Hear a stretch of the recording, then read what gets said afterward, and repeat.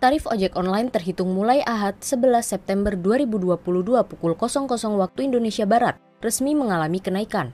Ini merupakan hasil dari pembicaraan antara pemerintah dan pemangku kepentingan terkait yang diteken pada 7 September 2022 lalu.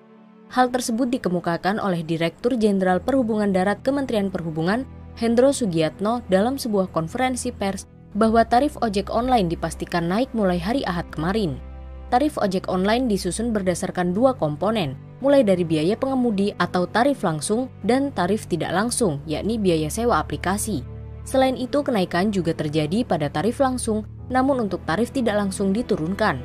Kenaikan tarif langsung didasarkan pada kenaikan upah minimum regional atau UMR, asuransi pengemudi, pajak pertambahan nilai, dan kenaikan harga bahan bakar minyak atau BBM.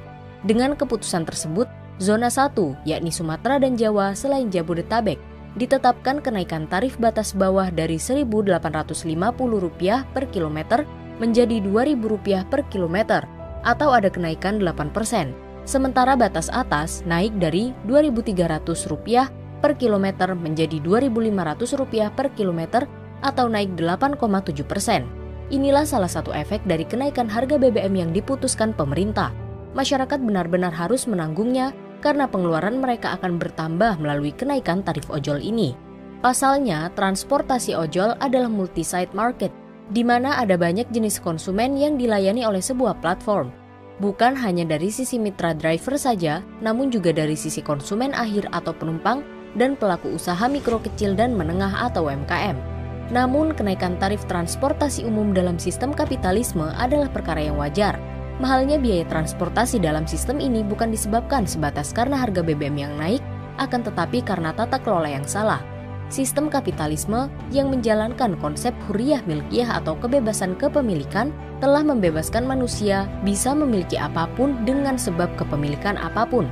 Alhasil, kepemilikan fasilitas umum seperti transportasi juga boleh dikuasai oleh korporasi. Konsep ini secara otomatis menjadikan transportasi publik mempunyai fungsi bisnis untuk meraih keuntungan sebesar-besarnya, bukan fungsi pelayanan.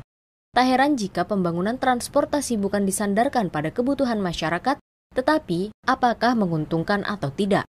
Paradigma kapitalistik dalam pelaksanaan pelayanan publik ini menerapkan prinsip bahwa negara hanya berfungsi sebagai regulator yang melayani para korporasi maupun para investor, bukan melayani rakyat.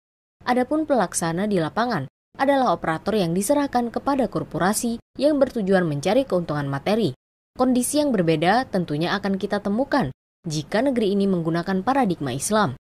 Sebab Islam memandang transportasi laut adalah urat nadi kehidupan yang juga merupakan kebutuhan dasar manusia. Oleh karenanya, semua yang termasuk fasilitas publik dilarang untuk dikomersialkan apapun alasannya. Negara dalam Islam berwenang penuh dan bertanggung jawab langsung memenuhi hajat publik, khususnya pemenuhan hajat transportasi publik yang aman, nyaman, berkualitas, dan murah bahkan gratis. Harga yang murah bahkan gratis bukan berarti dengan pelayanan yang minimal. Pelayanan tetap akan maksimal dan terbaik. Negara juga akan menyediakan moda transportasi dalam jumlah yang memadai di seluruh wilayah, baik di kota maupun di desa, agar seluruh masyarakat dapat mengaksesnya dengan mudah. Pelayanan yang terbaik dan gratis ini murni sebagai pelayanan negara atau pemerintah kepada rakyatnya.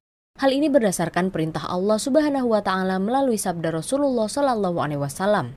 Penguasa atau khalifah adalah ra'in atau pengurus, dan ia adalah penanggung jawab urusan rakyatnya. Hadis riwayat Bukhari. Penyediaan moda transportasi maupun infrastrukturnya tidak diserahkan kepada swasta atau korporasi. Penyerahan tanggung jawab pemerintah sebagai periayah rakyat kepada operator adalah sebuah pelanggaran syariah yang merupakan kezaliman.